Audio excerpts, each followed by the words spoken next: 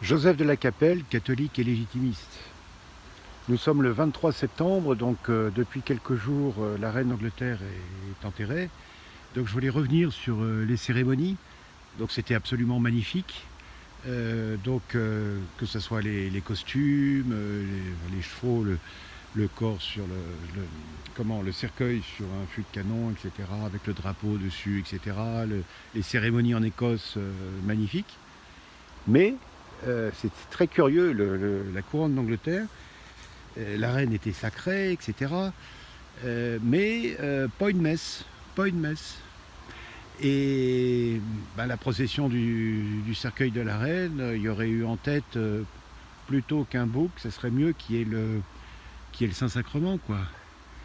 Voilà, que le Dieu précède la reine, voilà, pour l'éternité.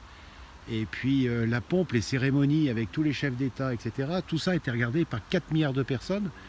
Il y aurait eu une messe à l'abbaye avec tous les chefs d'État, avec toute la pompe catholique, ça aurait eu de l'allure, quoi. Et, et donc, devant la reine, la procession du Saint-Sacrement, ça aurait été autre chose, quoi. On a l'impression que cette couronne protestante d'Angleterre, il y a toute la coque, c'est magnifique. Moi j'ai trouvé extraordinaire les enfants royaux qui étaient autour du cercueil pour rendre hommage et pour le veiller. Ensuite les petits-enfants avec les princesses qui ont... Alors moi je suis plus sensible aux princesses qui sont ravissantes, la fille d'Anne et puis les filles d'Andrew, enfin voilà. Tout ça c'est magnifique, mais il n'y a pas le cœur, quoi. C'est une monarchie de droit divin, mais Dieu pas trop, quoi. Dieu non. En fait, le Saint-Sacrement non. Donc je sais que c'est compliqué parce que pendant longtemps l'anglicanisme a eu la succession apostolique et puis aujourd'hui l'Église catholique romaine ne reconnaît plus les sacres des évêques anglais parce qu'il y a eu des changements, je ne sais plus à quelle époque, qui font qu'ils ne sont plus valides. Donc quand un prêtre ou un évêque anglais devient catholique, il faut qu'il soit resacré. Aujourd'hui, c'est comme ça.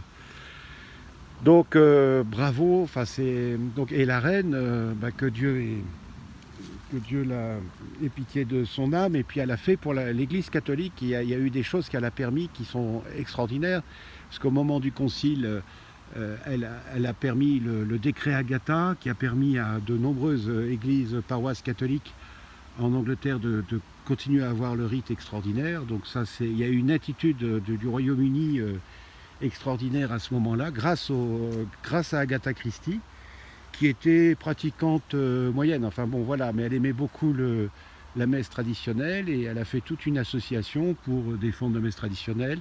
Et depuis une dizaine d'années, je crois que les catholiques ont dépassé au Royaume-Uni les anglicans. Ah, c'est pas étonnant, hein, parce que là, puis alors les habits et tout, alors il y avait des archevêques et tout ça qui étaient bien habillés, mais ces habits néo-protestants, là, ces toges, ça fait vraiment bizarre, quoi. C'était le seul côté. Moi, pour les catholiques initiés, ils voient de quoi je parle, c'était un peu lourd, quoi. C'était un peu lourd. C'était même très lourd. Très lourd. C'est très curieux. Voilà, ça c'est le protestantisme anglais. Donc pendant longtemps, ils ont été proches de nous, parce que c'était, bon, évidemment, une église séparée, mais ils avaient la succession apostolique, la présence réelle, etc. Évidemment, ça a pris du plomb dans les ailes, hein. Voilà. Donc moi, les Windsor, bon, je cours pas après, hein. Enfin, je les respecte, etc. Puis bon, ils sont à la tête d'un beau royaume, 56 États, hein, le Commonwealth. Vous voyez, comme quoi la reine, ça sert à quelque chose quand même. C'est la monarchie, voilà. S'il n'y a pas de monarchie au Royaume-Uni, il n'y a plus de Commonwealth, quoi. Tout éclate. Donc c'est drôlement important. Et parce que personnellement, bon, pour le Royaume-Uni, je suis un jacobite, hein. Donc pour ceux qui ne savent pas, donc jacobite, les descendants de Jacques Stuart, qui était un roi en exil, donc qui est venu en exil. Louis XIV l'avait protégé, et donc il y a eu une descendance. C'était me semble-t-il, le fils de Marie Stuart. Et donc aujourd'hui, donc les Stuart, c'est comme les Windsor, ça se transmet, c'est toujours l'aîné, donc que ça soit un homme ou une femme. Et aujourd'hui, ça pourrait être donc monsieur quelconque ou madame quelconque, mais pas du tout. Aujourd'hui, c'est le duc de Bavière qui est le descendant aîné des Stuarts et donc qui est en titre le roi catholique de Grande-Bretagne et du Royaume-Uni et du Commonwealth. Et donc il a une fille aînée qui a épousé Aloïse de Liechtenstein, donc elle est princesse régnante avec son mari de Liechtenstein, voilà. Et donc c'est leur fils aîné qui sera l'héritier catholique de la couronne du Royaume-Uni. Voilà, sur les cérémonies, mais sinon c'est vrai que c'était magnifique, et puis il y a toute cette délicatesse du Royaume-Uni, les gens sont bien élevés, l'accueil des premiers ministres était remarquable. Aussi les déclarations, il y avait aussi un moment l'acceptation des chartes, c'était très beau, approve, c'était très beau. Enfin, tout était très bien, mais voilà, il manque quelqu'un, quoi. Il manque quelqu'un. Donc, Majesté, Charles III d'Angleterre, restez anglican, mais faites une église anglicane catholique. Comme ça, vous retrouvez la pompe, la succession apostolique et tout, et